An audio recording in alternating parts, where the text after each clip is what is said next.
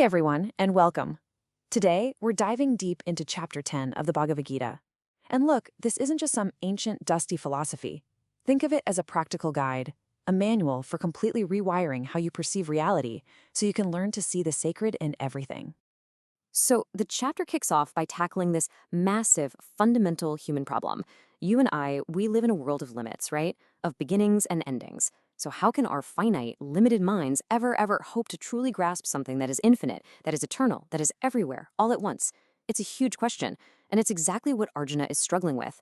And Krishna is about to give him a really profound and surprisingly practical answer.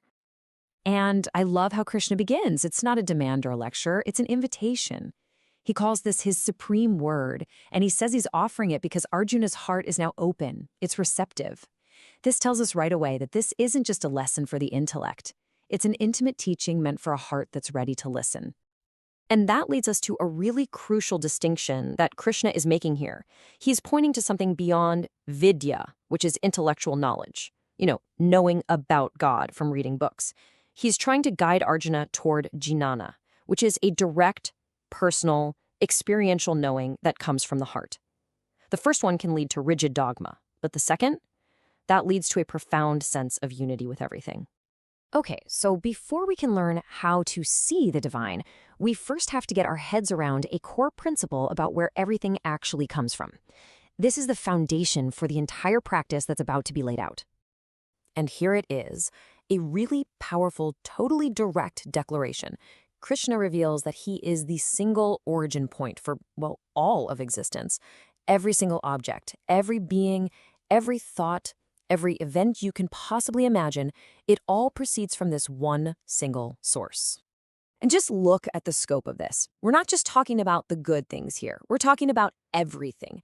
The qualities we admire, like knowledge and forgiveness, sure, but also the dualities we all struggle with, pleasure and pain, fear and fearlessness, even fame and dishonor. They all flow from the exact same universal source. All right, so if everything comes from this one source, how in the world do we actually start to see it? That's a massive concept. Thankfully, Krishna doesn't just leave us with the theory. He provides a really practical method to train our perception. He introduces this key concept, the word Vibhuti. Now, a Vibhuti is basically a pointer. It's a signpost. It's any form where divine power or beauty or excellence is expressed at its absolute peak. Think of it as the best of the best in any category, a place where that divine source just shines through most clearly. And then he just starts rattling off a series of examples to help train Arjuna's mind. He starts with the Ganga, the most sacred and purifying river. He's saying, when you see the incredible majesty of the Ganga, you are seeing me. Next up, warriors. Among all warriors, he is Rama, the perfect embodiment of righteous strength and dharma. So when you see supreme, principled courage in action, you're getting a glimpse of the divine. And what's so cool is that it's not just physical things. He says, among secrets, I am silence. Wow, that's a beautiful, abstract one. It points to that profound, unspoken truth that lies beyond all words, a silence that holds more wisdom than any speech ever could. And finally, among things that are immovable, of course, it's the Himalayas, the ultimate symbol of majesty, stability, and just pure awe. Now, Krishna lists about 70 of these vibhutis in total, but it's not an exhaustive list to be memorized. Think of them more like training wheels for our perception. So, after giving all of these examples, from mountains to warriors to abstract ideas, Krishna builds to the climax of the entire chapter. He's about to give us the one single principle that unlocks this whole way of seeing the world. And he totally anticipates the question that we're all thinking. Okay, wait, do I have to go around memorizing this super long list? Is this going to be on the test? And the answer, beautifully, is no. The examples were just the practice round. This right here, this is it. This is the master key. Krishna basically says, forget the list. Just apply this one universal principle. Anytime you encounter anything at all that is glorious, or beautiful, or powerful, a jaw-dropping sunset, a stroke of genius in a piece of music, an act of incredible courage, know with absolute certainty that it has sprung forth from just a tiny fragment of my divine splendor. And then, just when you think your mind has been stretched as far as it can go, he delivers the most mind-expanding revelation of all.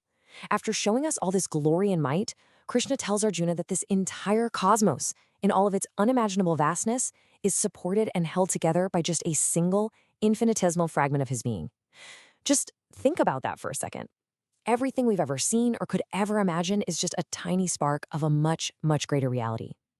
So what does all this cosmic stuff mean for us, right here, right now? How do we take this incredibly profound philosophy and actually apply it in our daily lives? Let's bring this whole thing back down to earth. There's this really powerful analogy that helps explain this. It's said that every human heart has a God-shaped hollow. We spend our entire lives trying to fill this empty space with other things, with money, with relationships, with achievements, but nothing ever quite fits perfectly, does it? This teaching suggests that the only thing that can truly fill that space is a direct connection to the source of everything. So here's how we can actually practice this. It's a simple, powerful, 3-step meditation you can do anytime. First, just notice a specific example of excellence. That one beautiful mountain you saw on a hike. Second, generalize the quality it represents, the majesty that's inherent in all mountains. And finally, third, recognize that this quality of majesty itself flows directly from the divine source. It's that simple. Notice, generalize, recognize. And practicing this has a really profound psychological effect. There's a wonderful story of the mother, a great spiritual figure. Someone ran up to her, panicked, warning her about a snake near her car. And she was just completely calm, totally unbothered. She looked at the person and said with total peace, "I am its mother too." That little story perfectly points to the ultimate outcome of this practice. When you can genuinely perceive the very same divine source in a snake as you do in yourself, or in an enemy as you do in a friend, the world is no longer a threatening place. Fear it fundamentally dissolves, and it's replaced by this deep, deep sense of safety and oneness. And so we end with this. After exploring the cosmos and the divine source of all things, the final question turns everything right back around, inward. If all of creation, every galaxy, every mountain, every hero, is just one single fragment, what does that imply about the true nature of your own being?